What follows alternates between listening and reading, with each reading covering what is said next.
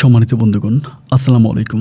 দূরে কাছে দেশে অথবা দেশের বাইরে থেকে প্রিয় বন্ধুরা ঠিক এই মুহূর্তে যে যেখান থেকে বাস্তব জীবনের গল্প শোনার জন্য আমার সাথে জয়েন করেছেন আমি আপন।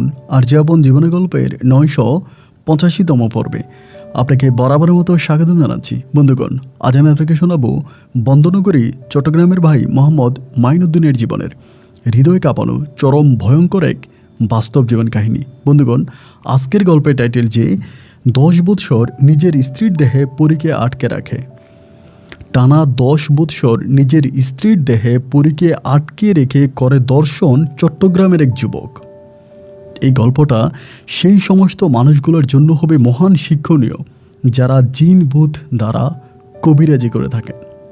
আমি রিকোয়েস্ট করব শুরু থেকে শেষ পর্যন্ত গল্পটা সবাই শুনবেন, কারণ এই গল্পের মাঝে প্রত্যেকেই এক ভিন্ন রকম বাস্তবতার সম্মুখীন হবেন। গল্প শেষে যদি আপনার মনে চায় তো চট্টগ্রামের ভাই মাইনুদ্দিনকে আপনার মতো করে একটা মন্তব্য কমেন্ট বক্সে লিখবেন, কারণ ওনার জীবনটা সত্যি অনেক বেশি বেদনাদায়ক। ধন্যবাদ সবাইকে। সুপ্রিয় বন্ধুগণ, আসসালামু আলাইকুম। আমার নাম মোহাম্মদ মাইনুদ্দিন, আমার বাড়ি বন্দনগরী চট্টগ্রাম। বন্ধুগণ, আমি আমার জীবনের গল্পটা শুরু করার শুরুতে আপনাদেরকেই আমার পরিবারের বিষয়ে জানিয়ে রাখি। আমার পরিবারে আমি আছে, আমার বাবা আছে, মা আছে, এছাড়া রয়েছে আমার দাদা দাদি সহ আমার ছোট 3জন কাকা।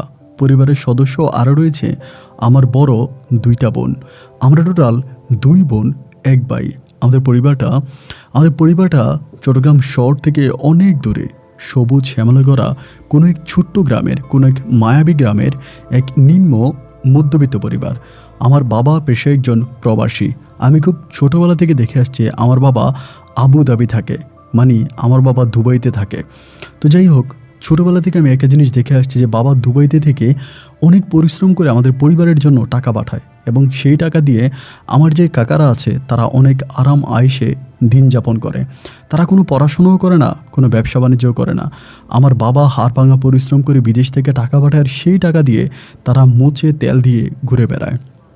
আমার বাবা ছিল একটু সহজ সরল বোকা টাইপের মানুষ। আমার বাবার মাথায় এত বুদ্ধিশুদ্ধি ছিল না। গ্রামের মানুষরা যখন যেভাবেই আমার বাবাকে যুক্তি পরামর্শ দিত, আমার বাবা সেই কথাই শুনতো। আমার দাদার এবং আমার দাদির কথার বাইরে আমার বাবা কোনোভাবেই যেত না। আমার মা এই নিয়ে আমার বাবার সাথে খুব ঝগড়া করতো। সবসময় বাবাকে বলতো যে এরকমটা কেন হচ্ছে, তুমি প্রবাসে থাকো, তুমি নিজের জন্য কেন কিছু করো না, তুমি নিজের জন্য কিছু টাকা পয়সা ইনকাম করো, নিজের জন্য কিছু রাখো, তুমি কেন তোমার উপার্জিত সমস্ত টাকাগুলো তুমি তোমার বাড়িতে পাঠিয়ে দাও এবং তোমার ভাইয়েরা সেই টাকাগুলো নষ্ট করে। এমন করে আমার বাবার কান ভারী করার জন্য আমার মা যখন এই কথাগুলো বলতো, একটা সময় আমার দাদা দাদি আমার কাকারা মিলে আমার মায়ের সাথেও অনেক দুর্ব্যবহার করতো, আমার আম্মার সাথেও অনেক খারাপ ব্যবহার করতো। এরকমভাবে সময়গুলো কাটতে কাটতে একটা পর্যায়ে আমার বড় 2টা বোন প্রায় অনেকেই বড় হয়ে যায়। অনেকটা বড় হয়ে যাওয়ার পরে আমার দাদা নিজ দায়িত্বে আমার বড় 2টা বোনকে বিয়ে দিয়ে দেয়। আমার বড় 2টা বোনের পাশাপাশি বিয়ে হয়। আলহামদুলিল্লাহ, আমার বোনের শ্বশুরবাড়িগুলো খুব বেশি ভালো ছিল। একটা পর্যায়ে আমার বাবা অনেক দুর্বল হয়ে পড়ে। আগের মতো আমার বাবার শরীরে আর শক্তি থাকে না, তিনি আর আগের মতো দাপিয়ে বেরিয়ে কাজ করতে পারে না। এক পর্যায়ে আমার বাবা সিদ্ধান্ত নিল যে আমার বাবা একেবারে দেশে চলে আসবে। কিন্তু সেই সময় আসলে আমার বাবার হাতে তেমন কোনো টাকা পয়সা ছিল না। আমার বাবা এত বৎসর পর্যন্ত, দীর্ঘ প্রায় 20 বৎসরেরও বেশি সময় ধরে আমার বাবা প্রবাসে আছে, এবং সেই প্রবাস থেকে আমার বাবা যত টাকা উপার্জন করেছে তার সব টাকায় তার ভাইদের জন্য, বাবা মায়ের জন্য দেশে পাঠিয়ে দিয়েছে। নিজের বলতে আমার বাবার কোনো কিছুই নেই, খালি 4টা হাত পা নিয়ে আমার বাবা তখন বাড়িতে আসে। বাড়িতে আসার পরে ওই সময়তে আমার দাদা অনেক বেশি অসুস্থ। দাদা আগের মতো করে চলাফেরা করতে পারে না, ঘরের বাইরে যেতে পারে না। আমার দাদা প্যারালাইসিসড হয়ে গেছে। অনেকটা সময় বিছনায় আমার দাদার সময়গুলো কাটে।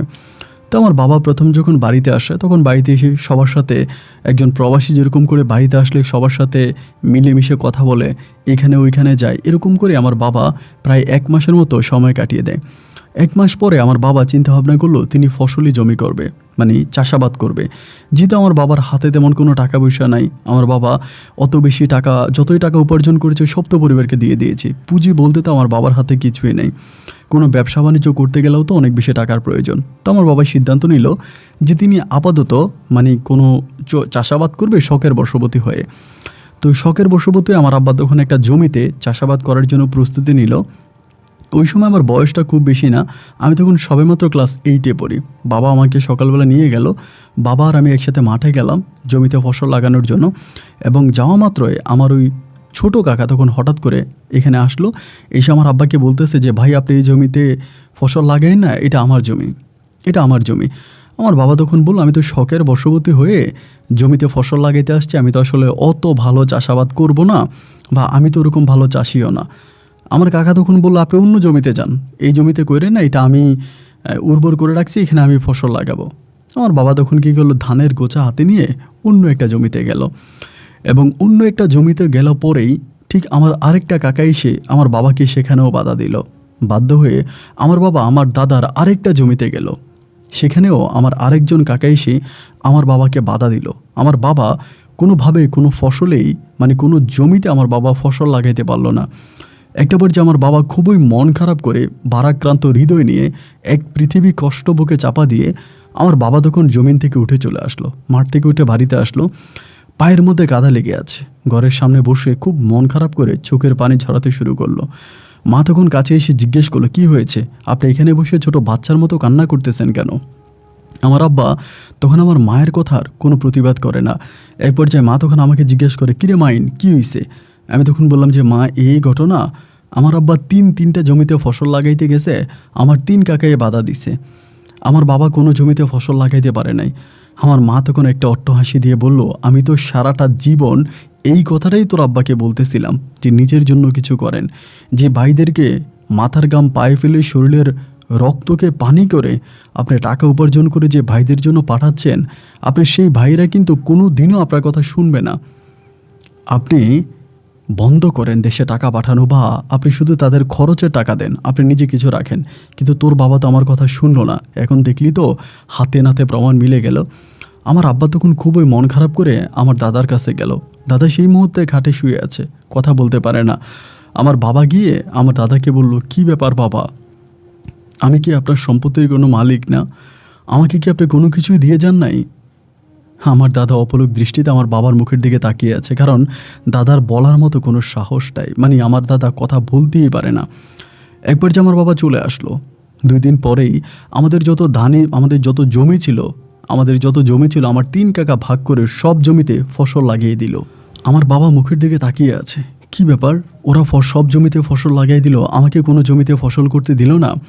কয়েকদিন পরে আমার বাবা তখন আমার 3 কাকাকে একসাথ করে বসে বলল যে কী রে ভাই, আমি সারা জীবন বিদেশ করেছি, এত কষ্ট করে টাকা উপার্জন করে পরিবারের জন্য পাঠিয়েছি, মাস শেষে যে টাকা বেতন পেতাম নিজের খরচের টাকাটা রেখে বাকি সমস্ত টাকাগুলো তোদের জন্য পাঠিয়ে দিতাম। আজকে আমি দেশে আসছি, আমার 2 মেয়ের বিয়ে হয়ে গেছে, আমার একটা ছেলে আছে, আমার কোনো ইনকাম সোর্স নেই, আমার কোনো আয় উন্নতির কোনো রাস্তা খোলা নাই। আমি গেলাম একটু জমিতে ফসল করব, অন্তত আমার ভাতের যোগানটা হবে, কিন্তু তোরা আমাকে কোনো জমিতেই চাষাবাদ করতে দিলি না, তাহলে কি আমি আমার বাবার সন্তান নয়?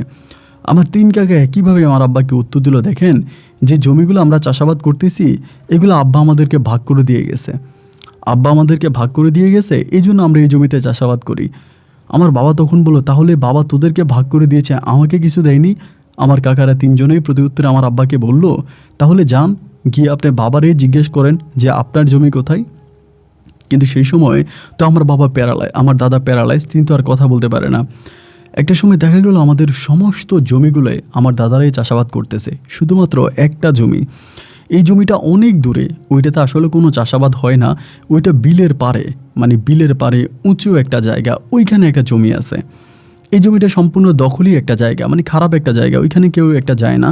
এবং ওই জমিটার মধ্যে দেখা যায় এরকম যে এলাকায় কোনো ছাগল গরু বা কোনো কিছু বন্য প্রাণী মারা গেছে তখন ওই জমিটার মধ্যে ফেলা হয়, এটা দখলি জমি বলে পরিচিত। শুধু ওই জমিটা ছাড়া যত জমি আছে সব জমির মধ্যে আমার কাকারা চাষাবাদ করতেছে। তো একটা একটা সিজন উঠে গেল। তো উঠে যাওয়ার পরের সিজনে একইভাবে আমার কাকারা যে যার মতো করে দাদার সমস্ত জমিতে ফসল লাগাতে শুরু করলো। তখন শুধুমাত্র খালি পড়ে রইল ওই দখলি জমিটা, যেটা অনেকটা উঁচা, যেখানে পানি থাকে না এবং মাটিও ভালো না। আমার আব্বা তখন হঠাৎ সিদ্ধান্ত নিল যে জমিটা আমার কাকারা চাষাবাদ করতেছে না, জমিটা পড়ে আছে এমনি, ওই জমিতে আমার বাবা কিছু একটা করবে। তো আমার আব্বা সকালে আমাকে সাথে করে নিয়ে বলতেছে যে মাইনুদ্দিন চল আমরা বাপ বেটা মিলে একটু জমি খনন করব। তো সেখানে যাওয়ার পর আমার আব্বা কোদাল দিয়ে মাটি কাটতেছে, এইটা আশেপাশের মানুষজন দেখছে, অনেকে দেখে হাসাহাসি করতেছে, কারণ এই জমিতে তো কখনো ফসল লাগানো হয়নি, কখনোই ফসল লাগানো হয়নি। তো সবাই মিলে আমার আব্বাকে বলতেছে যে কী ব্যাপার, আপনি এই জমি চাষাবাদ করবেন, এটাতে তো কোনো ফসল হবে না, এটাতে আপনি কি করবেন, এটাতে তো কিছুই হবে না, এটাতে পানি থাকে না, আর যেখানে পানি থাকে না সেখানে তো কোনো চাষাবাদ হয় না, আপনি এখানে কি করবেন। এরকম করে আমি আর আব্বা দুপুর পর্যন্ত ওখানে মাটি কাটতেছিলাম। প্রায় দুপুরের দিকে আমার আম্মা তখন আসছে, আইসা আমাকে গালাগালি শুরু করছে, তুই স্কুলে না গিয়া এখানে মাটি কোবাচ্ছিস কেন, এখানে মাটি কাটতেছিস কেন, এদিকে আয়। মা আমাকে খুব বকাবাদ্য করলো। আমি তখন মাঠ থেকে উঠে আসলাম। মা আমাকে বলো, খবরদার, তোর বাবার সাথে আর পাগলামি করবি না, নিজের ভাইদের সাথে পারে না, এখন গেছে যেই জমিতে কোনো চাষাবাদ হয় না সেই জমিতে সে কিছু করার জন্য গেছে, তোর আব্বার সাথে যাবি না। এরপর থেকে আমি আর আমার আব্বার কাছে যাই না, আব্বার সাথে যাই না। আব্বা তখন একাই মাঠের মধ্যে কাজ বাজ করে, একাই আব্বা মাঠের মধ্যে থাকে। এমন করে সময়টা কাটতে কাটতে একটা পর্যায়ে হলো কি, আমি তখন ওই জমিতে আর যাই না, আব্বার সাথে যাই না, আব্বা তখন একাই যায় চাষবাদ করে। এইভাবে বেশ কয়েকদিন পরে আমি লোকের মাধ্যমে শুনলাম আমার বাবা নাকি ওই জমিটার মধ্যে গোলাপের চাষ করেছে, আপনার গোলাপ গাছ লাগিয়েছে এবং গোলাপ ফুল আব্বা চাষাবাদ করবে, এরকম একটা চিন্তাভাবনা। যেহেতু এখানে পানি থাকে না, চারপাশে খুব ভালো করে আপনার বাঁধ দিয়ে উঁচা করে বেঁধে তারপর আমার আব্বা ওইখানে গোলাপের চাষ করবে, যাতে গোলাপ ফুল হবে, এগুলো আব্বা বিক্রি করবে। তো সবাই আব্বাকে নিয়ে হাসাহাসি করে, এখানে কি গোলাপের চাষ হবে নাকি, এটা মাটি ভালো না, এই মাটি খারাপ, এই সে অনেকে অনেক কথা বলে। কিন্তু আমার বাবা হাল ছাড়েনি, তিনি শক্ত করে ওনার কোমরের গামছাটাকে আরও টাইট করে বেঁধে উনি তখন মাঠে নেমে গেল। ভাগ্য এতটাই ভালো ছিল, আমার আব্বার সে সময় প্রচুর পরিমাণের গোলাপ ধরে, আব্বার গোলাপ গাছগুলোতে এত পরিমাণের গোলাপ গাছ, গোলাপ ফুল ধরে আমার আব্বা বেচে কুলাইতে পারে না। অনেক বেশি টাকা আমার আব্বার ইনকাম হতে শুরু হয়ে গেল, অনেক বেশি টাকা ইনকাম হচ্ছে। এবং সবাই তখন অবাক হয়ে গেল, কেউ ব্যানগাড়ি দিয়ে, কেউ ট্রাক দিয়ে, বিভিন্ন জায়গা থেকে মানুষজন আসে, এসে সকালবেলা 3 টাকা ফিজে, আপনার 2 টাকা 3 টাকা ফিজে আমার আব্বা তখন গোলাপ বিক্রি করতেছে। এবং এক একটা গোলাপ আপনার অনেক বড়, অনেক বড়। এই জাতের গোলাপ আমাদের এলাকাতে নাই। আমার আব্বা কোত্থেকে গোলাপের চারাগুলো এনেছে এটা আমার আব্বাই ভালো জানে, কিন্তু প্রচুর পরিমাণের গোলাপ চাষ হয়েছে, গোলাপের ফুল ফুটেছে। তো দেখা যায় আমার আব্বা 2-3টা বার 2-3টা ট্রাম বিক্রি করার পরে এই গোলাপগুলো কিন্তু 12 মাসই হয়, হতেই থাকে। এরপর যে দেখা গেল এলাকার অনেক ছেলেপেলেরা গোলাপ ফুল চুরি করতে শুরু করে। ধরেন কোথাও বিয়ের অনুষ্ঠান, এখান থেকে গোলাপ ফুল চুরি করে নিয়ে যায় এবং বিভিন্নভাবে আমাদের বাগান থেকে গোলাপ ফুল চুরি করে নিয়ে যায়। তো আমার আব্বা তখন চিন্তা ভাবনা করলো তিনি পাহারায় বসবেন, কারা গোলাপ নিয়ে যায়, কেন নিয়ে যায়, এই জন্য আমার আব্বা তখন পাহারায় বসলেন। তো পাহারায় বসলেন, তখন কিন্তু একদিন অমাবস্যা রাতের বেলায় ছিল। আমার আব্বা পাহারায় বসছে এবং বসার পরে আমার আম্মা তখন বারবার বলছে যে আজকে রাতটা ভালো না, আজকে রাতটা খারাপ, এই রাতে ঘরের বাইরে যাওয়া ঠিক না, আপনি যাইয়েন না। কিন্তু আমার বাবা আমার মায়ের কোনো কথাই শুনলো না শুনে আমার বাবা তখন ওই গোলাপ গাছ পাহারা দেওয়ার জন্য গেল। তো গোলাপ গাছ পাহারা দিতেছে, আমরা তখন ঘরের মধ্যে আছি সবাই, আমি তখন মোটামুটি পড়াশোনাই করি, বাড়িতেই আসি। একটা পর্যায়ে আমার বাবা তখন করলো কি, রাত্র প্রায় 2টা-3টা বাজে বাড়িতে আসছে। বাড়িতে এসে আমার আম্মা দরজা খুব জোরে জোরে লাথি মারতেছে, খুব জোরে জোরে ধাক্কাইতেছে। আম্মা তখন বলতেছে, কী রে, কী ব্যাপার, এত জোরে দরজা ধাক্কাচ্ছে কে, যা তো মাইনুদ্দিন দরজাটা খুলতো। আমি তখন গিয়ে দরজা খোলা, এবং দরজা খোলার পরে দেখলাম যে আমার বাবা অনেক ভয়ঙ্কর নজরে আমার দিকে তাকিয়ে আছে। আব্বার নজরটা খুবই ভয়ানক ছিল। এটা দেখার পর আমি খুব ভয় পেয়ে গেলাম, পিছনের দিকে আসলাম। আসার পর আমার আব্বা ঘরে আসলো, এসে একদম আব্বা সোজা পাকঘরে চলে গেল, রান্নাঘরে। এবং রান্নাঘরে গিয়ে আমার আব্বা খাবার খেতে শুরু করছে। তো আব্বা খাবার খাইলো, খাবার খাওয়ার পরে আব্বা পুনরায় আবারও চলে গেল, গোলাপ খেতে চলে গেল। এবার গোলাপ খেতে চলে যাওয়ার পরে যাই হোক, সকালবেলা আমি ঘুম থেকে ওঠার পরে আমার আম্মা বলে, সর্বনাশ, বাড়িতে তো মনে হয় আমাদের পাকঘরে তো মনে হয় কুকুর ঢুকছে। আম্মা বলতেছে এই কথা। তা আমি বললাম যে কুকুর ঢুকবে কোত্থেকে, ঘরের দরজা তো লাগানোই ছিল, কুকুর আসবে কোত্থেকে। আমার আম্মা বলে, যদি কুকুর নাই ঢুকবে তাহলে আমাদের পাতিলে কত ভাত ছিল, তরকারি ছিল, কোনো কিছু নেই, এগুলো কোথায় গেল, এগুলো গেল কোথায়। আমি তখন বললাম, রাতের বেলা তো আব্বা ভাত খেয়েছে, আব্বা ছাড়া তো আর কেউ ভাত খায় না। আমার আম্মা বলো, তোর বাবা যদি 1 মাস ধরে ওই ভাত খায়, তোর আব্বা এত ভাত খাইতে পারবে না। একদম পুরো বড় ডেকচিতে আমার আম্মা ভাত রান্না করছিল। যাই হোক, এরকম করে আম্মার সাথে কথাবার্তা বলি। এবার আমি স্কুলে চলে গেছি। স্কুলে যাওয়ার পরে দুপুরবেলায় শুনতেছি আমার আব্বার নাকি শরীর ভালো না, আব্বা নাকি বাড়িতে আসছে, উল্টাপাল্টা কথাবার্তা বলতেছে, আব্বার জানি একটা কেমন হয়ে গেছে, এরকম একটা খবর পাইলাম। পাওয়ার পরে আমি তখন স্কুল থেকে লাঞ্চ আওয়ারে বাড়িতে চলে আসছি। বাড়িতে আসার পরে দেখি আমাদের বাড়িতে অনেক মানুষ, দূর দূরান্ত থেকে অনেক মানুষ আসছে এবং আমার আব্বার সাথে কথাবার্তা বলতেছে। আমার আব্বা একটু উল্টাপাল্টা কথা বলতেছে, মানে কেমন যেন একটু অন্যভাবে কথা বলতেছে, মানে আব্বার ভিতরে আব্বা নেই, জিনিসটা বোঝা গেল। তো সবাই বলতেছে আমার আব্বাকে জিনে ধরেছে, ভূতে ধরেছে, এরকম কথা বলতেছে। তো 2টার দিকে আমি তখন গিয়ে আমাদের এলাকার এক কবিরাজ নিয়ে আসছি, আমার আম্মা আমাকে পাঠাইছে। কবিরাজটা নিয়ে আসলাম। আমার আব্বার যে এত খারাপ অবস্থা, আমার কাকারা কিন্তু আমার আব্বার দিকে ফিরেও তাকায় না। কাকারাও বলে যে উনি কেন এখানে গোলাপ চাষ করতে গেছে, এটা দখলি জায়গা, এই জায়গাটা ভালো না, কেন ওখানে গেছে। কিন্তু আমার কাকারা যে মানে দাদার সমস্ত জায়গা দখল করে রেখেছে, এই নিয়ে কিন্তু তাদের কোনো কথা নাই। যাই হোক, আমি তখন দৌড়ে গেলাম, গিয়ে আমি কবিরাজ নিয়ে আসছি। কবিরাজ আনার পরে কবিরাজ তখন আমার আব্বাকে দেখছে, দেখে কবিরাজ পানি পরা দিল, এবার তাবিজ পরা দিয়ে আমার আব্বার হাতে তাবিজ পরাই দিল। আব্বারে বললো যে তোর উপরে একটা খারাপ পরীর আসর পড়েছে, তুই আর ওই গোলাপ খেতে যাইস না, ওই গোলাপের জমিতে যাইস না, এই চাষাবাদ তুই বন্ধ করে দে। তা আমার আব্বার হাতে যখন তাবিজ পরে দিল, আব্বা বলতেছে যে আমি এত টাকা দিয়ে ফসল করেছি, আমার এত টাকা খরচ হয়েছে, আমি আমার জমি না দেখে চলে আসবো, আমার জমি অন্য কেউ নষ্ট করবে, এলাকার বাচ্চা কাচ্চারা আমার জমি নষ্ট করবে, এটা তো হতে পারে না, এটা তো আমি কখনো হতে দিব না। আমার আব্বা তখন ওই দিন রাতের বেলাও রওনা দিল যে আব্বা গোলাপের জমিতে যাবে। তো যাওয়ার পরে আমার আম্মা তখন বাধা দিল যে না, দরকার নাই, তুমি যাও না, তোমাকে যেহেতু কবিরাজ মানা করছে, তোমার যাওয়ার দরকার নেই, আজকে রাতটা অন্তত তুমি থাকো। তো ওই রাতে আমার আব্বার গেল না, না গেলেও পরে সকালবেলা গিয়ে দেখলো অনেকগুলো গোলাপ নাই, মানে অনেক গোলাপ মানুষের ছিঁড়ে নিয়ে চলে গেছে রাতের বেলায়, যেহেতু আমার আব্বা রাতের বেলায় পাহারা ছিল না। এবার আমার আব্বা আমার সাথে খুব খারাপ ব্যবহার করলো, তোমার কারণে আমি যেতে পারি নাই, তুমি আমাকে যেতে মানা করছো, এখন দেখা গেলো যে আমার অনেকগুলো গোলাপ ছিঁড়ে নিয়ে চলে গেছে। এইভাবে আমার সাথে খারাপ ব্যবহার করলো, দুর্ব্যবহার করলো। এবার পরের দিন রাতে আব্বা যাবেই যাবে, আমরা আব্বাকে ঠেকানোর চেষ্টা করি, কোনোভাবেই আমরা আব্বাকে ঠেকাইতে পারতেছি না। আব্বা চলে গেছে গোলাপ গাছ পাহারা দেওয়ার জন্য চলে গেছে। তো আমার তখন সামনে পরীক্ষা, আমি পড়তেছি। আমার আম্মা তখন আমাকে এসে বলতেছে, মাইনুদ্দিন, তোর আব্বা তো গোলাপের জমি পাহারা দেওয়ার জন্য চলে গেছে, একটা কাজ কর না, তুই একটু গিয়ে দেখে আয় তো তোর আব্বা কী করতেছে, তোর আব্বা কী করে একটু চা। তেমন আমার হাতে তখন বিদেশি টর্চ লাইট ছিল, আমার আব্বা যে টর্চ লাইটগুলো এনেছে ওই টর্চ লাইট দিয়া আমি তখন জমিনের দিকে যাচ্ছি যে ঠিক আছে আব্বা কী করে, আমি একটু দেখে আসি। তো আমি তখন আমাদের এলাকা থেকে কিন্তু মানে আমাদের বাড়ি থেকে কিন্তু ওই গোলাপের জমিটা বেশ দূরে, অনেক খানিকটা দূরে। তো আমি তখন আস্তে আস্তে করে সে পর্যন্ত গেলাম, এবং যাওয়ার পর আমি যে দৃশ্যটা দেখলাম, আমার আব্বা, আমি খুব খেয়াল করে দেখলাম যে আমার আব্বা কোনো একটা মেয়েটা দেখতে অনেক সুন্দর, এরকম একটা মেয়ের মাথার ভিতরে আমার আব্বা গোলাপ গুজে দিতেছে এবং মেয়েটার সাথে বসে বসে কথা বলতেছে, খুব সুন্দর একটা মেয়ে। তো যেহেতু আমার তো একটা লজ্জা শরমের বিষয় আছে, আমি তখন আর বাবার সামনে গেলাম না, দূর থেকে জিনিসটা দেখলাম, দেখার পর আমি বাড়িতে চলে আসছি। বাড়িতে আসার পর আম্মা আমাকে জিজ্ঞেস করে যে তোর বাবা কী করে, আমি তো তখন অনেক বড়। তো আমি তখন আমার লজ্জা আমার আম্মার কাছ থেকেও বলি না যে আব্বাকে আমি এরকম একটা খারাপ কাজ করতে দেখছি, নিজের কাছেও খারাপ লাগে, এটা আমি কীভাবে বলবো। কিন্তু বললাম না বলে আমি তখন বাড়িতে রয়ে গেলাম, মানে থেকে গেলাম। এর পরের দিন একইভাবে আমার বাবা আবারও গোলাপের জমি পাহারা দেওয়ার জন্য গেছে। আমার আম্মা আবারও রাত প্রায় তখন 12টা-1টার মতো বাজে, আমাকে বলে যা তো মাইনুদ্দিন, দেখে তোর বাবা কী করে। আমি সেদিন রাতেও গেলাম এবং সেদিন রাতেও গিয়ে একইভাবে দেখতেছি আমার আব্বা একটা মেয়ের সাথে বসে বসে কথা বলতেছে।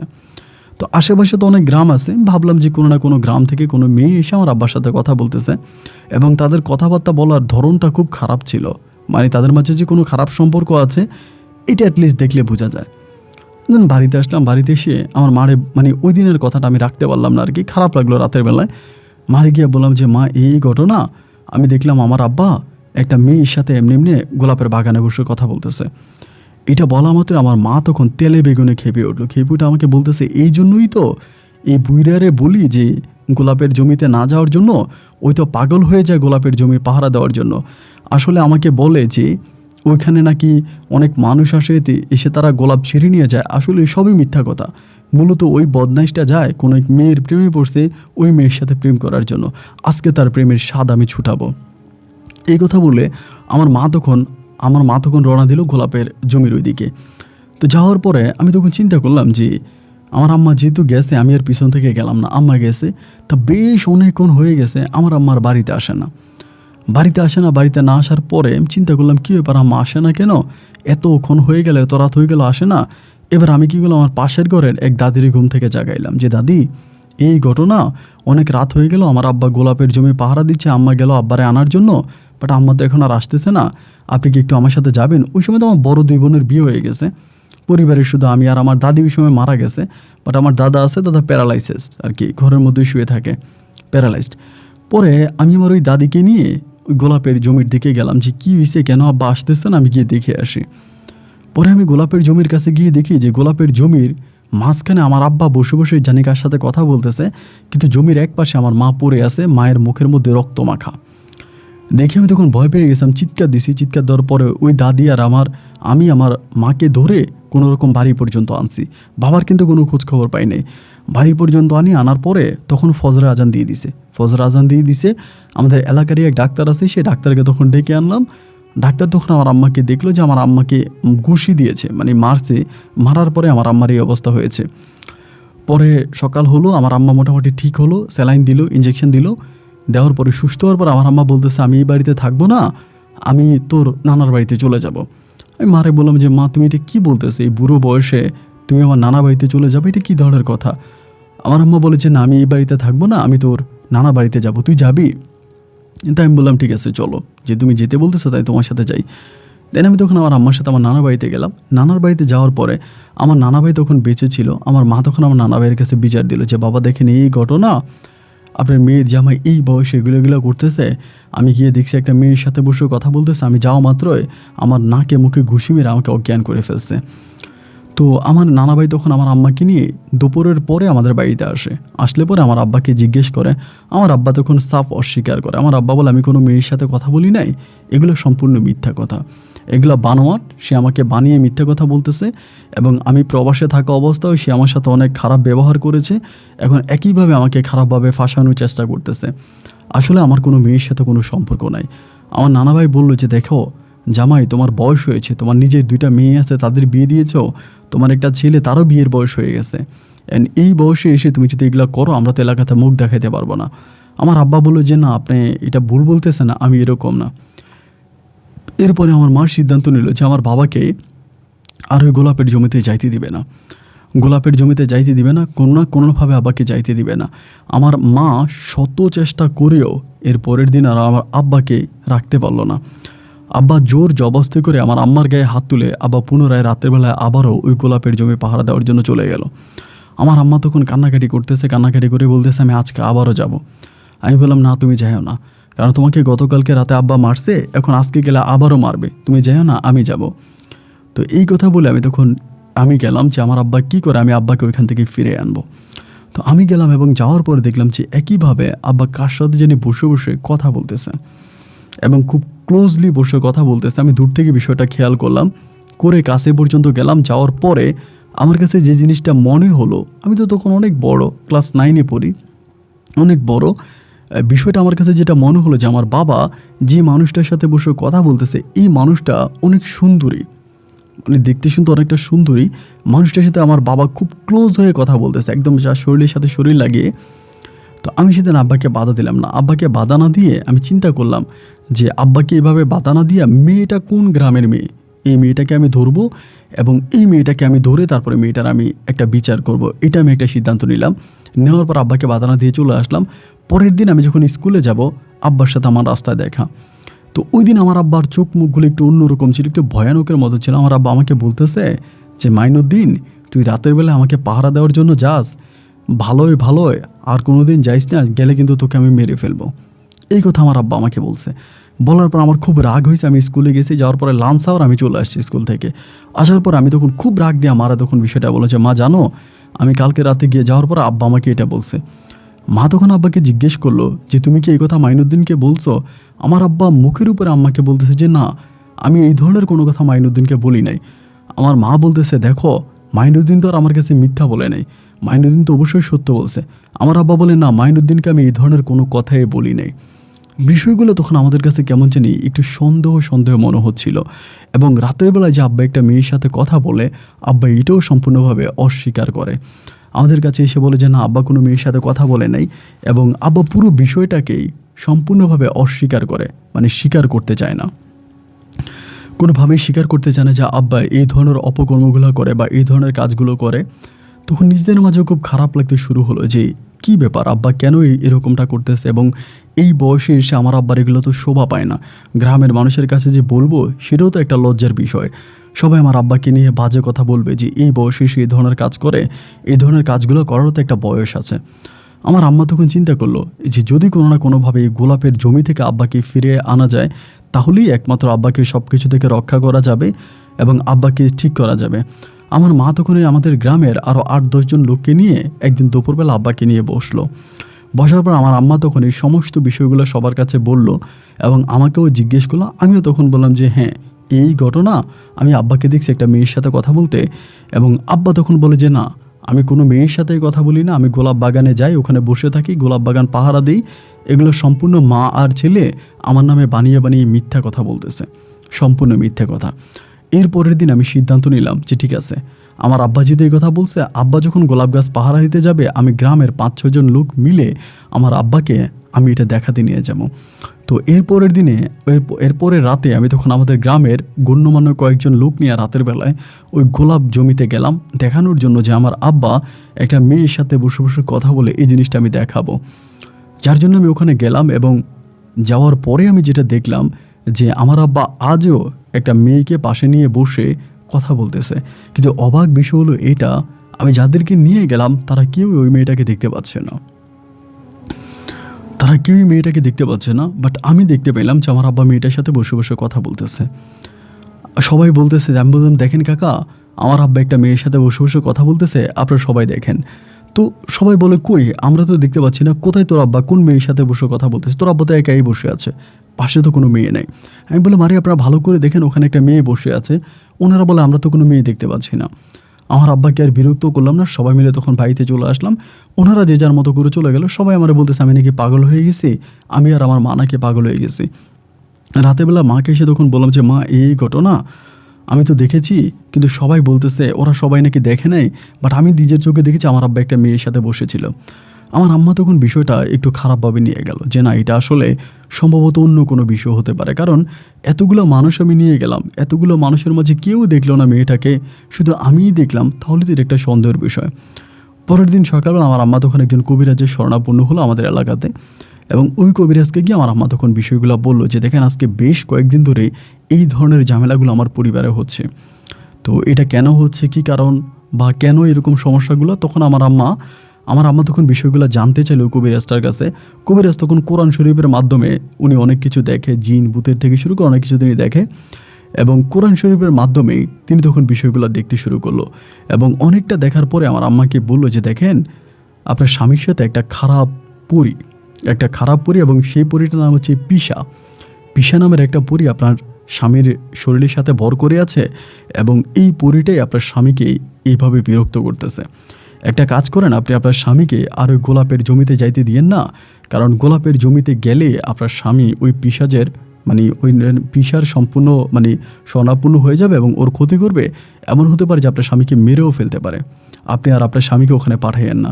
আমার আম্মা তখন সম্পূর্ণভাবে বুঝে যায় যে হ্যাঁ, এটা কোনো পরীরে চালাকি হবে। এরপরে আমার আম্মা করে কি, আমার আব্বাকে আর ওখানে যেতে দেয় না। এরপরে রাতে আমার আম্মা যখন যেতে দেয় না, আমার আব্বা তখন আম্মাকে বেদর মারে, বেদর আম্মাকে পিটায়, এবং পিটে আমার আম্মাকে মেরে আমার আম্মাকে ঘরের মধ্যে প্রায় আধামরা করে আমার আব্বা পুনরায় আবারও ওই গোলাপের জমিতে চলে যায়।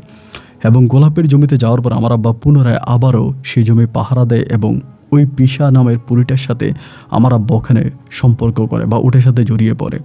মুহূর্তের মধ্যে আমার আব্বা সম্পূর্ণভাবে পাল্টে যায়। আব্বার আচার আচরণ কথাবার্তা কেমন জানি এক সম্পূর্ণ অন্যরকম মানুষে তিনি পরিণত হয়ে যায়। কোনোভাবে আমার আম্মার কোনো কথা শোনে না, এবং কারণে অকারণে আমার আম্মার গায়ে হাত তুলতে থাকে, আমার আম্মাকে মারতে থাকে, প্রচুর পরিমাণ অত্যাচার অবিচার আমার মাকে করে। আমার মা হুজুরের কাছ থেকে যখন এনে তাবিজ পরা দেয়, তাবিজ দেয়, আমার আব্বা নিজের শরীরে কোনো তাবিজ রাখে না। কোনো একটা তাবিজ যখন দেওয়া হয়, আমার আব্বা তখন তাবিজটা খুলে ফেলে দেয়। আমি এই তাবিজ পরবো না, আমি তাবিজ কেন পরবো, আমার তো কোনো সমস্যা নেই, আমি তো ঠিক আছি, এগুলো বলে তাবিজ শরীরে দেওয়া মাত্রে আমার আব্বা তাবিজ খুলে ফেলে।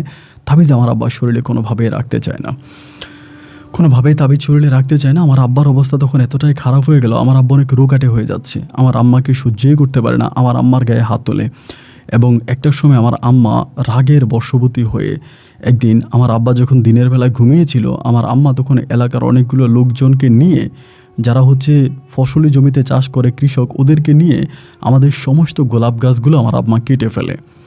গোলাপ গাছগুলো কেটে ফেলে, যেই গোলাপ গাছ পাহারা দেওয়ার জন্য আমার আব্বা রাতের বেলা ওখানে যাইতো, এবং গোলাপ ফুল সহ গোলাপ গাছগুলো কেটে ফেলে।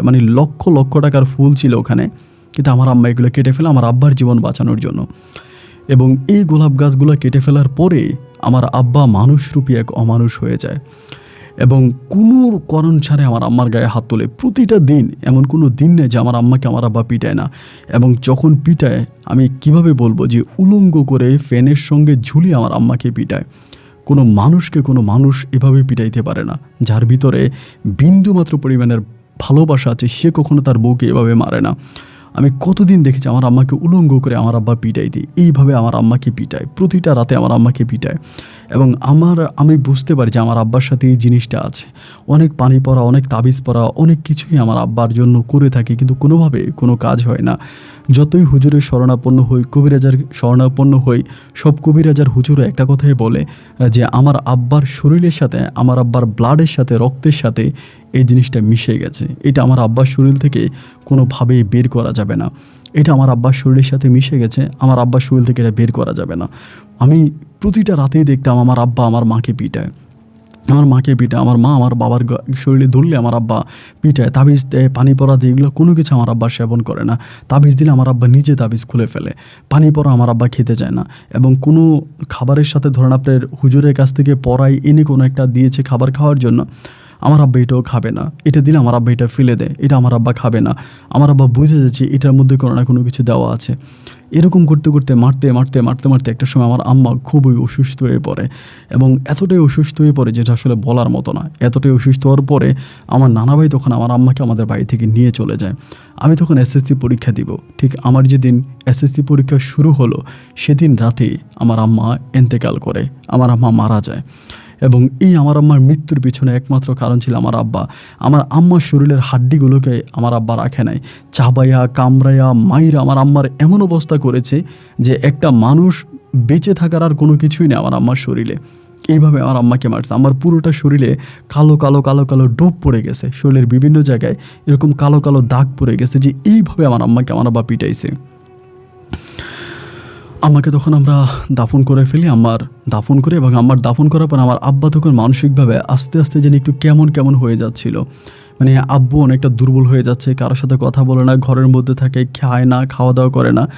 এমন করতে করতে হঠাৎ করে আমার আব্বা একদিন চলে গেছে। আব্বা চলে যাওয়ার পরে আমি তখন আব্বাকে খুঁজতে শুরু করি। আমার যে 2 বোন আছে, 2 বোন সহ, আমার দুলাভাইরা সহ, আমার কাকারা সহ আব্বারে তখন খুঁজি যে আব্বা কোথায় চলে গেল। অনেক খোঁজাখুঁজি করার পরেও আমরা আব্বার কোনো সন্ধান পাওয়া গেল না, মানে আব্বার কোনো সন্ধান পাইনি। এভাবে সপ্তাহখানেক পরে একদিন হঠাৎ করে আমাদের সকালবেলা আমি ঘুমিয়ে আছি, হঠাৎ করে লোকেরা চিৎকার চেঁচামেচি করতেছে। ঘুম থেকে ওঠার পরে সবার মুখে শুনতেছি আমার আব্বার লাশ নাকি পাওয়া গেছে আমাদের ওই গোলাপের জমিতে।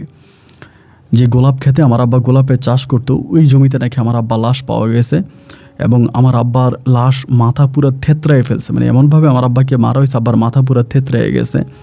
তো গিয়া চিনা যায় না, মানে লাশটা চিনা যায় না, এমন একটা অবস্থা। তারপরও পোশাক আশাকে মানুষজন বুঝছে যেটা আমার আব্বা।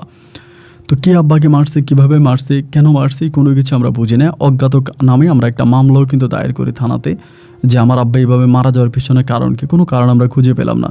এবং পুলিশও এটার কোনো সৎ কারণ খুঁজে বের করতে পারলো না যে কারা আমার আব্বাকে মারলো। কারণ আমার আব্বার সাথে কারো কোনোই শত্রুতা আমি ছিল না, কারো কোনো বাদাবাদিত ছিল না, মন খারাপও ছিল না। তো আব্বা কেন এইভাবে মারা গেলো এটা কেউ বুঝতে পারলো না। যাই হোক, আব্বা মারা গেল, আব্বার দাফন কাফন করে ফেললাম, সব কিছু ঠিকঠাক মতোই চলতেছিল। কিন্তু আমার বাবা মায়ের এই মৃত্যুর পিছনে একমাত্র দায় ছিল ওই পরী পিসা। আমার ভিতর আমি তখন এসএসসি পরীক্ষা দিছি সবে মাত্র, মানে এসএসসি পরীক্ষা দিছি বলতে আমার আম্মার মৃত্যুর পরে আমি খুব কষ্ট করে পরীক্ষা দিয়েছি। আমার রেজাল্টও কিন্তু খুব বেশি ভালো হয়নি, সি গ্রেড আমি তখন পাশ করি। এবং এর মাঝে আব্বার মৃত্যু, এই দুটো জিনিস খুবভাবে আমাকে ভেঙে ফেলে। আমি তখন আর পড়াশোনা করি না, আমি তখন আমার বাড়িতেই বসে আছি। আমার 2 বোন মাঝে মাঝে আসতো, বোনের জামাইরা আসতো, আমি বাড়ির মধ্যেই বসে থাকতাম। আমার বোন জামাইরা আমার টাকা দিত, আমি সেই টাকা দিয়ে খাইতাম। কিন্তু আমার ভিতরে তখন থেকে এক ধরনের একটা প্রতিশোধের নেশা কাজ করতে শুরু করে। যে জিনিসটা আমার বাবাকে হত্যা করেছে, আমার মাকে হত্যা করেছে, এই জিনিসটাকে আমি বাঁচতে দিব না। এটার প্রতি আমার এক ধরনের একটা প্রতিশোধ জাগে যে আমি যেভাবেই হোক এটাকে ধরবো, এবং যে জিনিসটা আমার আব্বা আম্মাকে হত্যা করেছে আমি এটার উপরে চরমভাবে প্রতিশোধ নেব। এবার আমি নিজে এই জিনিসটার উপরে ট্রাই করতে থাকি যে কীভাবে এই জিনিসটা করা যায়। এবং প্যারানর্মাল বিষয়গুলোর উপরে আমি তখন রিসার্চ করতে শুরু করি যে কিভাবে জিন হাজির করা যায়, কিভাবে পরী হাজির করা যায় এবং এদের উপরে কিভাবে প্রতিশোধ নেওয়া যায়। আমি এই জিনিসগুলোর ভিতরে খুব বেশি অ্যাটেনশন হয়ে পড়ি এবং এরকমও হতো যে আমি যদি কখনো শুনতাম যে কোনো জায়গায় হচ্ছে কোনো জিনকে ধরা হয়েছে বা কোনো মানুষের উপরে জিন হাজির করছে, এরপরে সেই মানুষটাকে মারা হচ্ছে, জিনটাকে মারা হচ্ছে, আমি অনেক কৌতূহল নিয়ে জিনিসটা দেখতে চলে যেতাম এবং আমাদের এলাকা থেকে দূর দূরান্তেও এরকম কোনো ঘটনা ঘটলে আমি সেই দৃশ্যটা দেখার জন্য চলে যেতাম। নিজেকে আমি আটকায় রাখতে পারতাম না। এরকম কোনো ঘটনা হইলে আমি নিজেকে ধরে রাখতে পারতাম না, আমি দেখতে চলে যেতাম। অলওয়েজ আমি দেখতে চলে যেতাম যে এগুলো কী হচ্ছে দেখার জন্য। তো আমিও এই জিনিসটার উপর একটু শেখার অনেক ইচ্ছা ছিল যে আমি এই জিনিসটা শিখবো, কীভাবে জিনিসটা করে বা কীভাবে জিন হাজির করে, জিনদের উপরে প্রতিশোধ কীভাবে নেয়, এই জিনিসগুলো আমি দেখব। এরকম করতে করতে আমাদের এলাকার একজন হুজুর আছে, হুজুর আসে আমাদের মসজিদের ইমাম সাহেব। তো অনেকের মুখে আমি শুনতাম যে এই হুজুর নাকি মোটামুটি অনেক ভালো কাজ করে বা তিনি নাকি এই ধরনের জিনিসগুলোর উপরে একদিন ইনি শুক্রবারে আপনার খুতবাতেও এই বিষয়গুলো নিয়ে অনেক কথাবার্তা বলেছে। তো সেখান থেকে আমার কাছে মনে হলো যে আমি ওনার কাছ থেকে কিছু জিনিস শিখবো, যে কীভাবে এই কাজগুলো করে বা কীভাবে করা হয়, এই জিনিসগুলো আমি ওনার কাছ থেকে শিখব। তো কয়েকদিন ধরে আমি ওনার কাছে যাচ্ছি এবং এটা শেখার জন্য আমি চেষ্টা করতেছি। এভাবে একদিন, 2 দিন, 3 দিন দীর্ঘদিন আমি হুজুরের সাথে, উনি আবার কোরআনে হাফেজও ছিল। তো কোরআনে হাফেজ থাকার কারণে ওনার সাথে থেকে অনেকগুলো জিনিস আমি তখন আয়ত্তে করছি। কয়েকটা বিষয় আমি আয়ত্তে আনলাম। আনার পরে উনি আমার কাছ থেকে একদিন জানতে চাইল যে এই বিষয়গুলো আমি কেন শিখতেছি, এগুলো শেখার কারণ কি, এটা আমি কেন শিখবো, কী কারণে শিখবো। তো আমার পারিবারিক বিষয়গুলো কিন্তু উনি তখন জানতো না। উনি প্রথম নতুন অবস্থা আমাদের মসজিদে একজন ইমাম সাহেব আসে।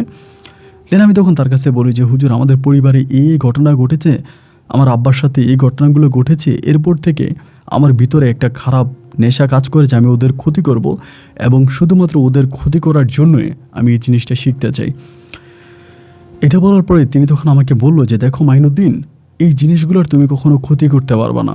এরা মানুষকে ভয় পায়, মানুষ তাদের চেয়েও পাওয়ারফুল, ক্ষমতাবান, ঠিক আছে, কিন্তু এই জিনিসের মানুষ তেমন তাদের কোনো ক্ষতি করতে পারে না। তুমি এটা করতে পারবে না, তুমি এটা করো না, এটা করলে তুমি আরও বিপদে পড়বা। হয়তো তোমার আব্বার জীবনে যতটা ক্ষতি হয়েছে তোমার জীবনে তার চেয়েও আরও বেশি ক্ষতি হতে পারে। তুমি এই কাজটা করো না, তুমি এই কাজটা থেকে ফিরে আসো, তোমার এটা করতে হবে না। তিনি আমাকে সম্পূর্ণভাবে ওই কাজটা থেকে বিরত রাখে, আমাকে এটা করতে মানা করে। কিন্তু আমার কথা হচ্ছে যে না, এটা আমি করবই এবং এই জিনিসটা আমি করবই, কারণ এটার ভিতরে এটা আমার বাবা মাকে হত্যা করেছে, সুতরাং আমি এটা করবই। হুজুর আমাকে তখন তার সাথে আর রাখে না এবং তার সাথে না রেখে তিনি আমাকে বের করে দেয় এবং উনি আমাকে যতটুকু শিখাইছে ততটুকুই, এর থেকে বেশি কিছু আমি শিখতে পারিনি। এরকম করে সময়গুলো কাটতে কাটতে দীর্ঘ প্রায় এখানে আরও 1.5 বছরের মতো কেটে যায়। 1.5 বছর পরে আমি আমার এক খালার বাড়িতে বেড়াইতে যাই। আমার দুঃসম্পর্কের এক খালা আছে, খালামার বাড়িতে বেড়াইতে যাই।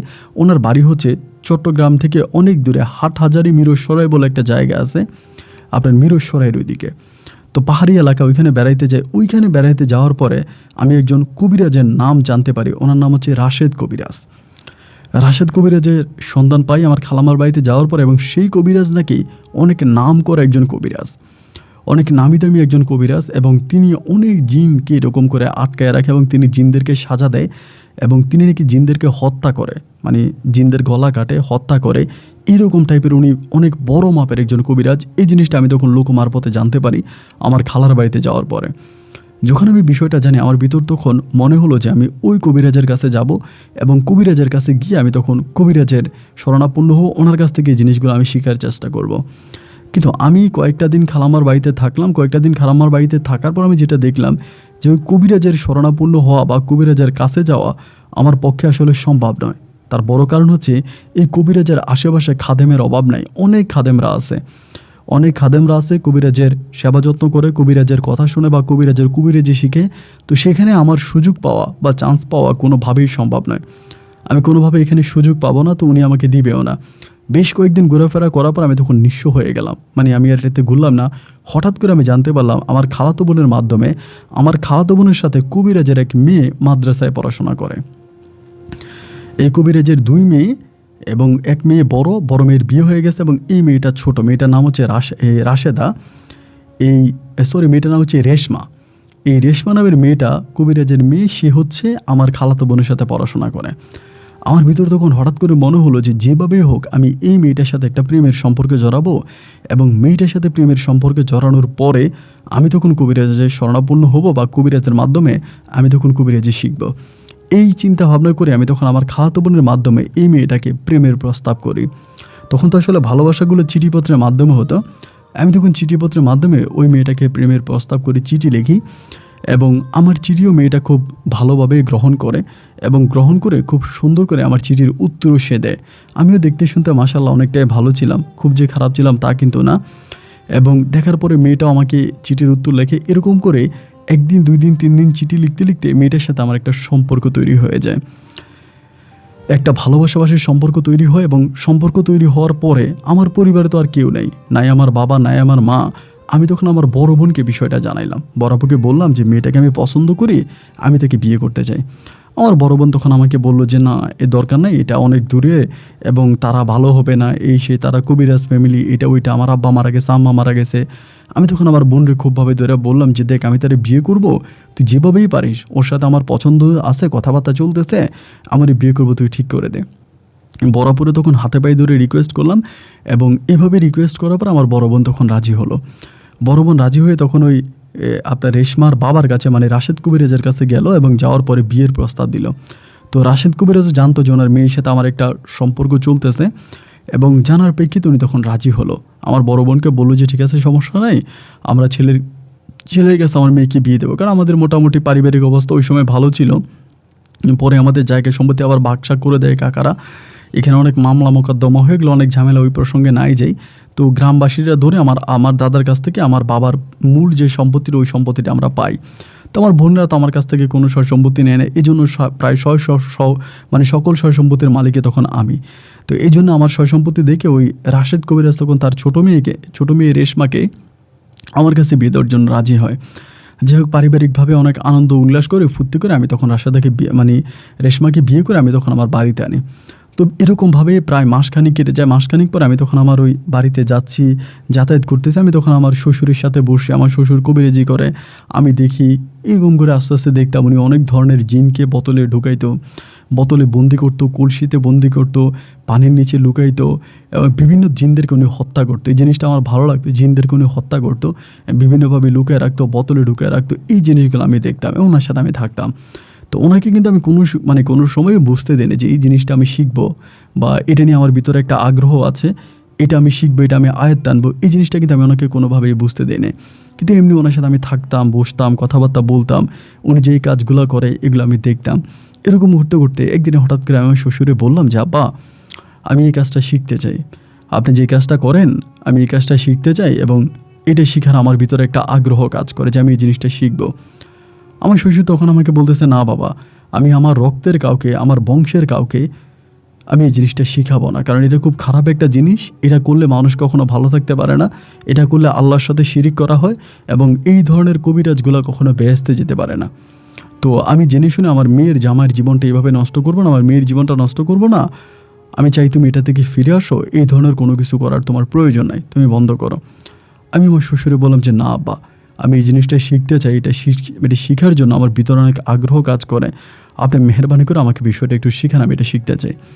যতভাবেই আমি আমার শ্বশুরকে বললাম, আমার শ্বশুর তখন আমার কোনো কথাই শুনতেছে না, উনি আমাকে শিখাবেই না। আমি তখন রেশমারে বললাম যে রেশমা, তুমি অ্যাটলিস্ট তোমার আব্বাকে একটু বুঝিয়ে বলো, যাতে আমাকে বিষয়গুলো একটু শিখায়, আমি এগুলো শিখতে চাই, এই জিনিসটা আমার প্রতি আগ্রহ কাজ করে, আমি একটু শিখতে চাই, তুমি প্লিজ তোমার আব্বাকে একটু বুঝিয়ে বলো আমাকে, যাতে উনি বিষয়গুলো শিখায়। আমার বউ তখন তার বাবাকে ধরলো যে আব্বা, ও যেহেতু শিখতে চায়, আপনি ওকে শিখান না, ও যেহেতু এরকমই করতেছে, আমাকেও ধরতেছে, আপনাকেও ধরছে, আপনি ওরা শিখান একটু। তো আমার শ্বশুর তখন আমাকে ওনার মেয়ের কথা শুনে আমাকে সাথে সাথে রাখে, কিন্তু ওভাবে কোনো কিছু শিখায় না। ধরেন মানে একদম ভিতর থেকে কোনো একটা জিনিস শিখাবে, ধরেন উনি যখন মানে কোনো কাজ করতে যায় যেটা খুবই খাতারনাক বা খারাপ, ওই কাজটা করার সময় আমাকে রাখে না। এমনি সাথে সাথে রাখে অনেক বিষয়, আমি জিনদের সাথে কথা বলতে চাই, উনি আমাকে জিনদের সাথে কথা বলাই দেয়, এবং জিনদেরকে দেখায়, তিনি আমাকে দেখায়, আমি দেখে জিনের সাথে নিজের চোখে দেখে ওনাদের সাথে কথাবার্তা বলি। ওনারা বিভিন্ন শুরুতে বিভিন্ন বেশে আসে, আমাকে সাথে উনি দেখা করায়, কথা বলে। তো ওরকমভাবে ডিপলি মানে ভিতর থেকে যে জিনিসটা শেখানো দরকার ওইটা আমাকে শেখায় না, কিন্তু আপাতত জিনদের সাথে কথাবার্তা বলা বা জিন হাজির করা, ওই বিষয়গুলো আমাকে টুকিটাকি উনি শিখিয়ে দেয়। এইভাবে বেশ কয়েকটা দিন কেটে যাওয়ার পরে একটা পর্যায়ে মোটামুটি আমি একটা জিনের সাথে কথা বলতে পারি। ওই জিনটা হিন্দু একটা জিন ছিল, এবং আমি ওর সাথে কথাবার্তা বলার মানে আমার শ্বশুরের মাধ্যমে আমি ওর সাথে একটা ভালো সম্পর্ক হয় এবং ওকে আমি মাঝে মাঝে ডাকি, ডেকে ওর সাথে আমি কথাবার্তা বলি এবং কথাবার্তা বলতে বলতে একটা সময় আমি ওকে এই বিষয়টা পরিপূর্ণভাবে বুঝিয়ে বললাম ওই জিনটাকে, যে দেখ আমি এই জিনিসগুলো করতে চাই, আমি এই কাজগুলো করতে চাই এবং আমার শ্বশুর তো আমাকে এই জিনিসগুলো শেখাচ্ছে না, আমাকে তিনি বলে না, কিন্তু আমি তোর মাধ্যমে এই জিনিসগুলো করতে চাই, তুই যদি আমাকে এই জিনিসগুলো শেখাতি।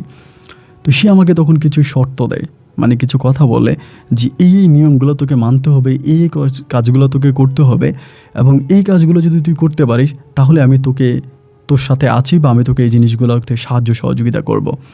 তো এর ভিতরে প্রথম কাজই হচ্ছে আমাকে মানে ওর ধর্ম মতো কিছু কাজ করতে হবে। তো আমি তখন গোপনে গোপনে ঘরের ভিতরে দরজা জানালা আটকেয়া ও আমাকে যে জিনিসগুলো করতে বলে, অনেক কিছু আছে এগুলো এখানে বলা যাবে না, এই জিনিসগুলো আমি তখন ওইখানে করি। আমাকে যেটা যেটা করতে বলে আমি তার সম্পূর্ণ ক্রাইটেরিয়াগুলো পূরণ করি, যা যা করতে বলে সব কিছু করি।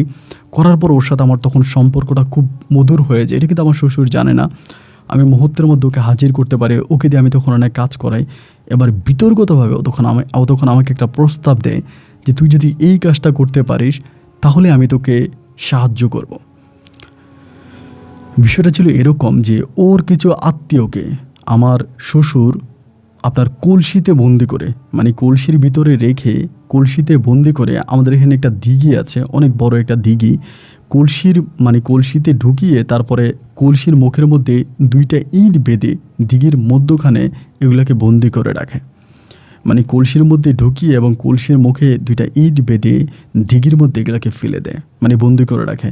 এবং সে আমাকে বলতেছে আমি যাতে এগুলোকে রক্ষা করে দিই, মানে তার আত্মীয় স্বজনই তারা হিন্দু ধর্মাবলম্বী এবং এই জিনগুলো খুবই খারাপ, তারা মানুষের বিনষ্ট করতো, মানুষের ক্ষতি করতো। তো আমি যদি তাদেরকে ছেড়ে দিই তাহলে এই জিনটা আমার গোপনে গোপনে আমার উপকার করবে এবং আমি যা বলি আমার সব কথাই শুনবে। আমি তখন তারে বললাম যে ঠিক আছে আমি এই কাজটা করব। এবং এটা যে আসলে এতটা ভয়ানক অবস্থা হবে বা এতটা খারাপ অবস্থা হবে এটা কিন্তু আমি জানতাম না। সে আমাকে তখন আমার শ্বশুরের একটা পানির মানে একটা বোতলের ভিতরে আমার শ্বশুর সবসময় পানি রাখে, আমাকে বলল ওই পানিটা আমি যাতে গিয়ে ওই দিঘির মধ্যে ঢেলে দেই, যে পানিটা আমার শ্বশুরের বোতলের মধ্যে রাখা। এবং আমার শ্বশুর সবসময় যাদেরকে জিনে ধরে তাদেরকে এই পানির ছিটাটা দেয় বা পানিটাই উনি বেশিরভাগ ব্যবহার করে। তো জিনটা আমাকে বললো যে আমার শ্বশুরের ওইখান থেকে ওই পানির বোতলটা আমি চুরি করে বা কোনোভাবে গিয়ে ওই পানির বোতলটা আমি যাতে ওই দিঘিতে ঢেলে দেই এবং দিঘিতে ঢেলে দিলেই পরে জিনগুলো মুক্ত হয়ে যাবে, বোতলে মানে আপনার এই কলসি থেকে বেরিয়ে যেতে পারবে, তাহলে আর কোনো সমস্যা নেই। এরপরে এই জিনটা আমার সব কথাবার্তা শুনবে, আমাকে এটা বললো। তো যেদিন আমাকে বললো ওই দিন আমি তখন কী করলাম, রাতের বেলায় খুব গোপনে গোপনে আমার শ্বশুরের রুমে ঢুকলাম এবং শ্বশুরের ঘরে ঢোকার পরে আমি তখন শ্বশুরের ঘর থেকে এই জিনিসটা মানে পানির যে বোতলটা ওই বোতলটা আমি তখন ওখান থেকে নিয়ে আসি। আমি আসলে খুবই ভয়ানক অবস্থা, আমার বলতে খুবই ভয় লাগতেছে। আমি রাত্র তখন প্রায় 12টা থেকে 1টার মতো বাজে, একেবারে গুটগুটে অন্ধকার রাতে। আমি তখন ওই পানির বোতলটা নিয়ে আমি তখন হাঁটতে থাকি হচ্ছে দিঘির উদ্দেশ্যে, দিঘিতে যাব। এবং একটা পর্যায়ে আমি দিঘির কাছে যাই। আমি দিঘিতে যাওয়ার পরে যখন আমি এই পানির বোতলের মুখটা খুলে যখন আমি ওই পানির বোতলটা যখন আমি দিঘিতে ফেলে দিলাম, মানে ভিতরের পানিটা যখন দিঘির পানির সাথে মিশিয়ে দিলাম, আমি এমন কিছু চিৎকারের শব্দ শুনতে পেলাম যে চিৎকারের শব্দ আমি আমার জীবনে শুনি নাই। এত ভয়ানক একটা চিৎকারের শব্দ, অনেকগুলো মানুষ একসাথে চিৎকার মানে এতভাবে চিৎকারের শব্দ আমি শুনতে পেলাম এবং আমার কাছে মনে হলো মুহূর্তের মধ্যে যেন ওই দিঘির ভিতর থেকে কিছু একটা জিনিস উঠে আসমানের দিকে উঠে চলে গেছে। এই বিষয়টা আমি বুঝতে পারি এবং আমার শরীরের পশম তখন দাঁড়িয়ে যায়। খুবই ভয় নিয়ে আমি তখন ঘরের মধ্যে আসি। ঘরের মধ্যে আসার পরে আমি তখন ওই আমার যে হিন্দু যে জিনটা ছিল এটাকে হাজির করে বলি, আমি তো তোর কথা শুনেছি এবং তোর কথা মতো আমি এই কাজটা করেছি, তাহলে তুই আমাকে সেই পিশা যে জিনটা আছে যেটা আমার আব্বার সাথে থেকে আমার মাকে হত্যা করেছে, আমার বাবাকে হত্যা করেছে, তাকে আটকানোর একটা ব্যবস্থা তুই আমাকে করে দে, তাকে তুই আমাকে এনে দে। ও তখন আমাকে বললো যে ঠিক আছে আমি তোর কথা শুনবো, তোর কথা আমি রাখবো, তুই এটা নিয়ে চিন্তা করিস না, আমি পিশাকে যেভাবেই পারি তোর মাঝে এনে আটকানোর একটা ব্যবস্থা আমি তোকে করে দিব। তুই যেহেতু আমার উপকার করছিস আমিও তোর উপকার করব।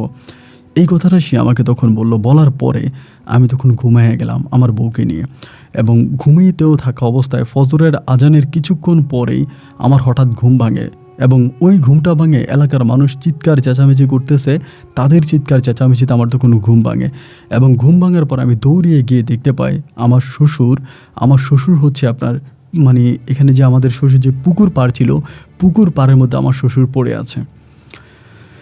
পুকুর পাড়ের মধ্যে শ্বশুর পড়ে আছে এবং ওনার অবস্থা খুবই খারাপ এবং মুখ দিয়ে লুটটা মোটটা বেরিয়ে রক্ত বেরিয়ে খুব খারাপ অবস্থা। তো আমরা তখন তাকে ধরাধরি করে ডাক্তারের কাছে নিয়ে যাই। আমাদের এলাকার একজন ডাক্তার ছিল, ওইখানে নিয়ে যাই। নিয়ে যাওয়ার পরে ওই গ্রামের যে ডাক্তার, গ্রাম্য ডাক্তার, তিনি তখন আমার শ্বশুরকে বলে তিনি অনেক আগেই মারা গেছে, মানে মৃত্যুবরণ করছে। তো সেখান থেকে আমি তখন আমার শ্বশুরকে ওখানের আমাদের যে ক্লিনিক হসপিটাল আছে, হসপিটালে নিয়ে যাই। যেহেতু উনি যেটা বলছে যে মারা গেছে, আসলে এই জিনিসটা সত্য কিনা। হসপিটালে নিয়ে যাওয়ার পরে একইভাবে সেখানকার ডিউটিরত যে ডাক্তার আছে তিনিও বলে যে আমার শ্বশুর অনেক আগে মারা গেছে। এবং মৃত্যুর যে কারণটা তারা বলে যে আমার শ্বশুরের বুকের উপরে চাপ দেওয়া হয়ে তার বুকের যে হাড্ডিগুলো ছিল, যে হাড়গুলো ছিল, সে হাড়গুলো ভেঙে ফেলছে, এটাই তারা বলে। এবং কিভাবে মারা গেল ওইটাই মারা যাওয়ার উদ্দেশ্য, যে আমার শ্বশুরের হাড়ের উপরে মানে বুকের উপরে কোনো একটা জিনিস এসে চাপ দিয়েছে, বুকের হাড্ডিগুলো ভাঙা। তো শ্বশুরের লাশ তখন বাড়ির দিকে নিয়ে আসতেছে এবং আমি তো জানি যে আমার শ্বশুর কিভাবে মারা গেল। অবশ্যই যে জিনিসগুলোকে আমি ছেড়ে দিয়েছি তারাই ভোর রাতে হয়তো আমার শ্বশুরকে মারছে, এই জিনিসটা আমার কাছে মনে হচ্ছে। তো আমি কিন্তু আমার বউকে আর এই বিষয়টা বললাম না। না বলার পরেই আমি তখন এসে আমার শ্বশুরকে দাফন কাফন করলাম, মাটি দিয়ে দিলাম। এবং মাটি দেওয়ার পরে দুপুরের দিকে ওনার দাফন কাফন হয়ে গেল। হয়ে যাওয়ার পরে আমার বউ তখন বারবার বলতেছে আমার আব্বা এইভাবে কেন মারা গেল। আব্বার শরীর তো সবসময় বাধা থাকে, আমার আব্বাকে তো কেউ কোনো ক্ষতি করতে পারে না, বা আব্বা এইভাবে কেন মারা গেল। আমার বউ আমাকে পুষলাচ্ছে যে কী কারণে, কেন আব্বা মারা গেল, এটা সেটা। তো এরকম করে আমার বউ তখন আমাকে পাহারা দিতে শুরু করে, মানে আমার বউ রেশমা আমার পাহারা দিতে শুরু করে। তা আমি কিন্তু তার কাছে কোনো কিছুই বলি না, বা এই যে আমি এই কাজটা করেছি এগুলো কিন্তু আমি বলি না। এরকম করতে করতে আমার বউ তখন বুঝে যায় যে অদৃশ্য কিছু একটা জিনিসের সাথে আমার একটা সম্পর্ক তৈরি হয়েছে। আমি ওইটার সাথে কথাবার্তা বলি, ওইটা মাঝে মাঝে আমার কাছে আসে, আমার পাশে বসে আমার কথাবার্তা শুনে আমার বউ তখন বিষয়গুলো বুঝতে পারে। এবং বুঝতে পারার পরে সে আমাকে বারবার বলে যে কে এটা, কিভাবে আসছে, বা তুমি এটা কীভাবে হাজির করলা, এগুলো হাজির করতে তো অনেক ঝামেলা, অনেক সমস্যা, তুমি কিভাবে হাজির করলা, কিভাবে পাইছো আমাকে বলো। এইভাবে যখন আমাকে প্যারা দিতে থাকে, একটা পর্যায়ে আমি তার কাছে বলি যে দেখো এইভাবে আমি জিনিসগুলোকে হাজির করছি। তোমার আব্বার এরকম পানি পর আমি নিয়ে দিঘিতে ফেলে দিয়েছি, এবং দিঘিতে ফেলে দেওয়ার পরেই এই জিনিসটা আমাকে এখন সাহায্য সহযোগিতা করতেছে। আমি আমার আব্বা আম্মার হত্যাকারী যে পিসা ছিল, আমি পিসাকে আটকানোর জন্যই এই কাজটা আমি করতেছি। এবং আমার বউ তখন বুঝে যায় যে আমি মূলত এই আমার শ্বশুরের যে পানিটা ছিল, ওই পানিটা দিঘিতে ফেলে দেওয়ার ক্ষেত্রেই হচ্ছে আমার শ্বশুর মারা যায়। ওইখান থেকে জিনিসগুলো আমার শ্বশুরকে অ্যাটাক করে, এবং অ্যাটাক করে আমার শ্বশুরকে মেরে ফেলে। এরপরে আর আমার বউর সাথে আমার সম্পর্ক ভালো যাচ্ছে না। আমার বউ আমার সাথে খুবই দুর্ব্যবহার করে, সবসময় খারাপ আচরণ করে, খারাপ ব্যবহার করে, যে তোমার কারণে আমার আব্বা মারা গেছে, তুমি আমার আব্বাকে হত্যা করছো, তুমি কেন আমার আব্বার রুম থেকে পানি নিয়ে তুমি কেন দিঘিতে ফেলে দিয়েছো, অবশ্যই আমার আব্বার কারণেই তোমার কারণে আমার আব্বা মারা গেছে। মানে আমার বউ তখন আমার উপরে খুব দুর্ব্যবহার করতে শুরু করে, এবং সংসারিক জীবনে তখন আমার আগুন লেগে যায়। আমি কোনোভাবে আর শান্তি পাচ্ছিলাম না। ঠিক ওই মুহূর্তেই হঠাৎ করে আমার যেই হিন্দু যে জিনটা আমার কাছে ছিল, ও আমাকে বলল ও পিশাচের সন্ধান পাইছে, মানে পিশার সন্ধান পাইছে।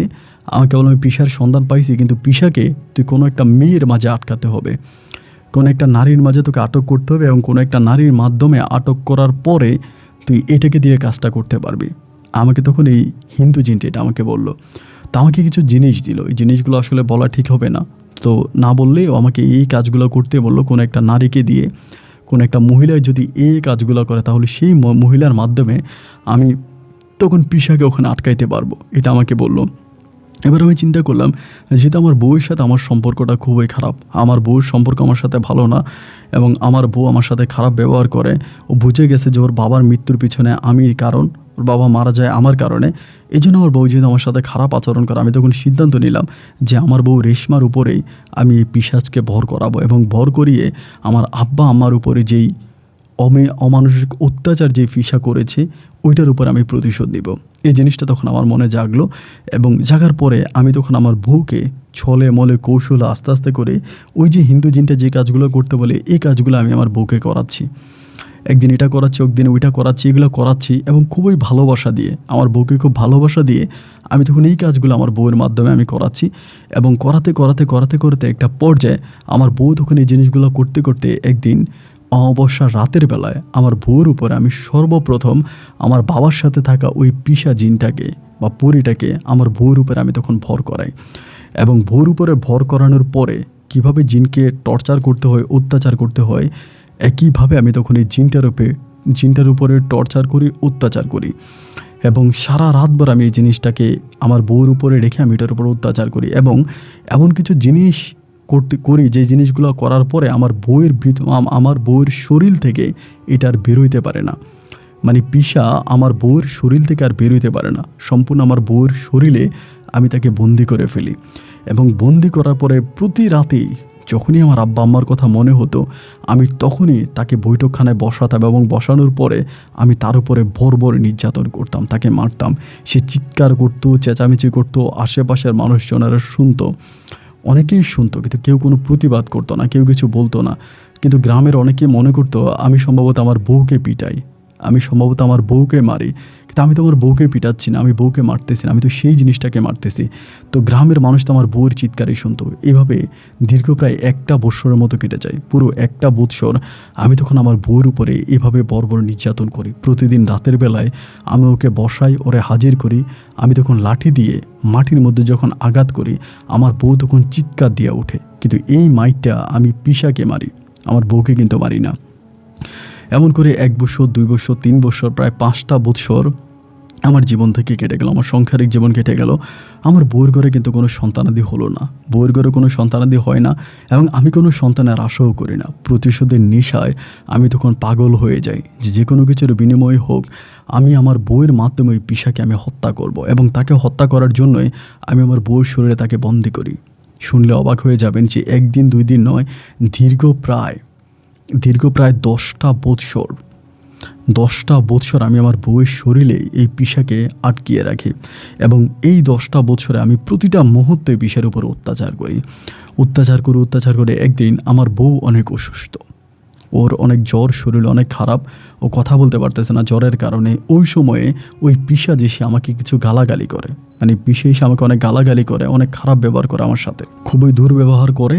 মানে হঠাৎ করে এসে আমার সাথে খারাপ ব্যবহার করার কারণে আমি তখন আমার বউরে এই মানে অসুস্থ শরীরে, ওর শরীরে জ্বর, এই জ্বর অবস্থা আমি তখন তারে উঠে আমি তখন আমার বউরে বসে আমার বউয়ের ভিতরে আমি এই মানে রেশমার ভিতরে আমি তখন এই পিসাকে আনি, হাজির করি এবং পিসাকে হাজির করার পরে আমি তখন পিসাকে মারতে শুরু করি। ওই দিন আমি ফজর পর্যন্ত পিসার গায়ে হাত তুলি, একদম ফজরের আজান পর্যন্ত আমি পিসার গায়ে হাত তুলি এবং ফজরের আজানের পরে আমার বউ তখন ঢুলে পড়ে যায় এবং আমার বউ ঢুলে পড়ে যাওয়ার পর আমার বউ যেহেতু জ্বর অবস্থায় ছিল বা আমি তার উপর এভাবে টর্চার করেছি, ফজরের আজানের পরে আমি তখন আমার বউকে শোয়াই দিয়ে আমি তখন নামাজ পড়তে যাই এবং নামাজ পড়তে গেলাম, পরে নামাজ পড়ে আসতেছি, সবাই তখন আমার সাথে খারাপ ব্যবহার করতেছে আমার এলাকার, যে আমি প্রতি রাতে বউ পিটাই, প্রতি রাতে বউ মারি, সবাই আমাকে এগুলো বলে। কিন্তু আমি কিন্তু কোনো কবিরাজি করি না, শুধুমাত্র আমার আব্বা আম্মার উপরে প্রতিশোধ, আমার আব্বা আম্মার ক্ষতি করেছে তাই আমি এই পিসার উপরে প্রতিশোধ নেওয়ার জন্যই এই আমার বউয়ের উপরে আমি জিনিসটাকে হাজির করি। এভাবে যখন আমি নামাজ পড়ে আসতেছিলাম তখন আমার বউ অনেক অসুস্থ, আমার বউ শরীর থেকে হঠাৎ করে রক্ত বেরোচ্ছে। তো আমি কিন্তু মানে যে আঘাতগুলো করেছি এই আঘাতগুলো কিন্তু আমি ওর উপরে করি নাই, আঘাতগুলো কিন্তু আমি করেছিলাম মাটির মধ্যে আঘাতগুলো করেছিলাম। বাট হঠাৎ করে দেখি যে আমার বউর শরীর থেকে রক্ত বেরোচ্ছে, তার মানে আমি বুঝেছি যে আমার বউ কোনো না কোনোভাবে হচ্ছে নাপাক অবস্থায় ছিল বা ওই পিসা কোনো না কোনো আমার বউয়ের কোনো ক্ষতি করে ফেলেছে। তো বিষয়টা বুঝতে পারার পর আমি তখন তাড়াহুড়ি করে আমার বউকে আমি হসপিটালে নেওয়ার জন্য চেষ্টা করি, ঘর থেকে বের হই এবং বের হওয়ার পর আমার বউ তখন নাকে মুখে দিয়ে রক্ত বেরোতে শুরু হয় এবং মুহূর্তের মাঝে তখন আমি বুঝতে পারি যে আমার বউ আর বেঁচে নাই। ও তখন হাত পা ছেড়ে দিয়ে এখানেই ও মারা যায়। মারা যাওয়ার পরে আমি ওকে তখন উত্তর দিকে মাথা করে শোয়াইয়া আমি ওর মাথার কাছে বসে থাকি। মুহূর্তের মধ্যেই আমার শাশুড়ি যিনি ছিল বা আমার যিনি বড় বোন ছিল, বড় বোন বলতে রেশমার বড় বোন, তারা কিন্তু আমাকে বারবার বাধা দিত আমি যাতে পিসার উপরে এই জিনিসটা না আনি বা এগুলো না করি। তারা তখন থানা থেকে আমার বউকে মাটি দেওয়ার আগে আমাকে পুলিশ এনে ধরাই দেয় এবং আমার নামে হত্যা মামলা দায়ের করে। হত্যা মামলা দায়ের করার পরে আমি আমার শাশুড়িকে আমার যে জ্যাঠোস ছিল ওনাকে আমি বলি যে দেখেন আমি তো এগুলো করি নাই, এগুলো মূলত আমি ওর শরীরে আমি কোনো আঘাত করিনি, কিন্তু আমি পিসাকে করার জন্য আমি এই জিনিসগুলো করেছি। এগুলো আমি আমার শ্বশুর শাশুড়িকে আমার শাশুড়িকে আমার বড় বোনকে আমি বুঝাই, বাট তারা বুঝে না। তারপরও দীর্ঘ প্রায় 4 বছরের মতো আমি জেলে থাকি। 4 বছর জেলে থাকার পরে 2018 সালে আমি তখন জেল থেকে বের হই। 18 সালে জেল থেকে বের হওয়ার পরে একইভাবে আমি আমার এলাকাতে পড়ে আছি। এখন আর কোনো জিনভূত নিয়ে কাজ করি না। এলাকার লোকজন অনেকে আমাকে কবিরাজ বলে, অনেকে আমাকে ঠাকুর বলে, অনেকে আমাকে বিভিন্ন ভাষায় ডাকে। আমার অনেক দাড়ি আছে, চুল আছে, আমি অনেক লম্বা লম্বা চুল রাখি, দাড়ি রাখি, অন্যভাবে চলাফেরা করি, বিয়ে শাদী করি নাই, এবং একইভাবে নিজের জীবনটাকে এভাবেই আমি শেষ করতেছি। অনেকে অনেকভাবে আমাকে খারাপ কথা বলে।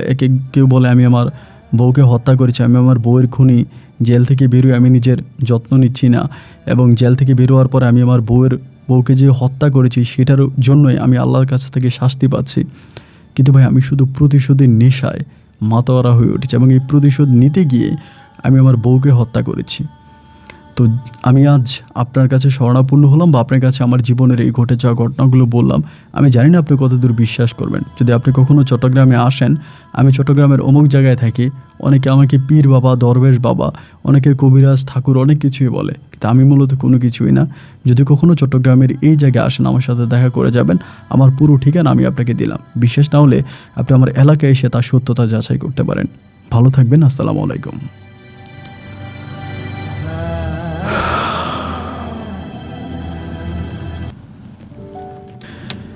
কিছু গুরুত্বপূর্ণ কথা বলি। প্রথম কথা হচ্ছে, আমি আজকে যে গল্পটা রেকর্ড করলাম, এই মুহূর্তে সময় প্রায় রাত 1:30টার মতো বাজে। আমি সবসময় রেকর্ড করার সময় কেউ না কাউকে আমি সাথে রাখি, বাট আজকে আমি সম্পূর্ণ একাই রেকর্ড করতেছি। তো এই জন্য আজকের এই গল্পটার খুব ভয়ঙ্কর কিছু দিক ছিল, খুব ভয়ঙ্কর কিছু অধ্যায় ছিল। আমি ভয়ঙ্কর অধ্যায়গুলো স্কিপ করেছি, কারণ আমার কাছে কেন জানি, আই ডোন্ট নো, যে মনে হচ্ছিল যেন সামহাও কিছু একটা জিনিস আমার স্টুডিওতে আমাকে ফলো করতেছে। আই রিপিট, আমার স্টুডিওতে আমাকে কিছু একটা জিনিস ফলো করতেছে। আমি যাই হোক, আমার ভিতরে অনেক ভয় লেগেছে, যার জন্য আমি গল্পটা একটু অন্যভাবে আজকে বলেছি। গল্পের অনেকগুলো অধ্যায় আমি স্কিপ করেছি, এবং মাইনুদ্দিন ভাই যদি গল্পটা শুনে থাকে, তিনি বলবে যে আপন ভাইয়ের কাছে আমি যে বিষয়গুলো বললাম, তিনি তো এই বিষয়গুলো আসলে অনেক কিছু উল্লেখ করে নেই। আই এম সরি যে আমি খুবই খারাপ একটা সময় গল্পটা রেকর্ড করার জন্য বসেছি, যার জন্য গল্পের মূল বিষয়টা আমি বুঝিয়েছি, কিন্তু গল্পের ভিতরে অনেকগুলো বিষয় আমি স্কিপ করেছি। এটা হচ্ছে প্রথম কথা। এবং সেকেন্ডলি যে বিষয়টা, সেটা হচ্ছে আজকের গল্প রেকর্ড করতে গিয়ে আমি সত্যি অনেক ভয় পেয়েছি। যদিও গল্পটার ভয়ানক দিকগুলো আমি বলি না, তারপর আমার ভিতরে অনেক ভয় লেগেছে। আপনারা যদি কোনো বিষয় না বুঝে থাকেন, আপনারা কমেন্ট করবেন, আমি চেষ্টা করবো রিপ্লাই করার জন্য। এবং সবার কাছে আমি আবারও ক্ষমা চেয়ে নিচ্ছি যে আমি গল্পটা আসলে অনেকগুলো বিষয় স্কিপ করেছি, সেজন্যই। সবাই ভালো থাকবেন, সুস্থ থাকবেন। আজকের মতো এখানে বিদায়। দেখা হবে অন্যদিন অন্য কারো বাস্তব জীবনের গল্প নিয়ে। আল্লাহ হাফেজ এন্ড আসসালামু আলাইকুম।